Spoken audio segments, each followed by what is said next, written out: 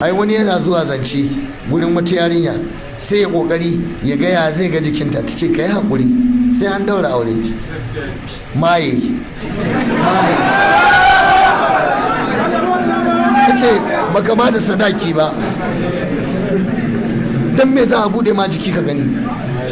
Amma yau ina tausaya wa 'yan uwana, kun san me yake faruwa?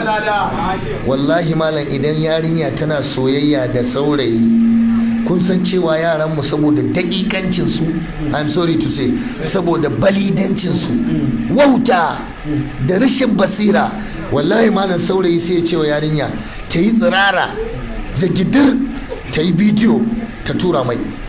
Ka san kuma haka suke yi? Wallahi suna yi. Iya wautarta, iya yadda za a yaudare ta. Wata ta kira ni a wannan wayar tana kuka, na ce me ya faru? Ta ce malam ka bani shawara, ga wane ya mun wulakanci, ya mun kaza. Na ce ki rabu da shi mana, shi din dan gwalle. Na gama wazi na ina ta fada, ta ce ayya malam wallahi akwai tsiraici na a hannunsa. Na ce a'udhu sha, zance ya baci. Me ya faru? Ashe wata rana ya taba yaudarar ta, ya ce ta yi bidiyon kanta, komai sai da ta dauka, ba abin da ba ta dauka ba, da yake wawuya ce, ba ta da wayo. Ta ce ina jin tsoron in na rabu da shi zai shiga social media ya sake shi. To wannan ba ma fa kadai shi kadai ba, mata aure fa, mata aure ta yi wa mijinta wannan, ya yaudare ta, ya yi tafiya baya nan, wai ce yana mishin dinta, wane ne, irin wannan kalmomi na ƙarya na munafurci.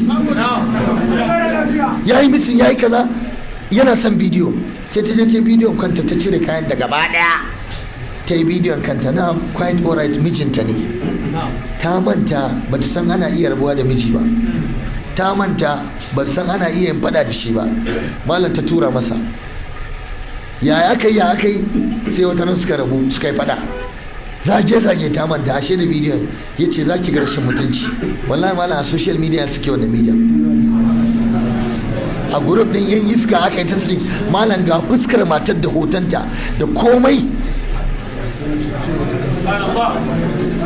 Kar ka manta malam, wannan wayar cin amana malam, akwai ma wani cin amana da ya wuce wannan. To amma magana ya kamata mu sani, idan idan kiɗa ya canja, ya kamata rawa ya canja. Wallahi ko mijinki ne ya kamata ki taka tsantsan, saboda komai yana iya faruwa. Yanzu yana iya jefar da wayar, wani ya tsanta, tana iya zuwa ta lalace, kai ta wurin yan gyaran waya, kuma yan gyaran waya sai wanda Allah ya ji kansu, yan leƙe, yan bincike kenan, sun iya bude kowane guri, kowane kwat kasa, su shiga gallery, su shiga bidiyon ka sai su duba. Wani sai je bude ya dudduba ya gani, wani sai ya share.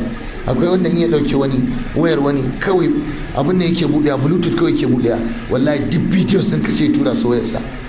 Hatta bayan da waya, wallahi ka daina ba da wayar ka ga wani da baka aminta da shi ba. Yanzu hanyoyi ne na yaudara, na fitar hankali. Sai kawai kuna zaune kuna hira, ya danna bluetooth kawai, ya ajiye tasa nan taka nan, yana ta shaka, ya kwashe komai, baka da labari.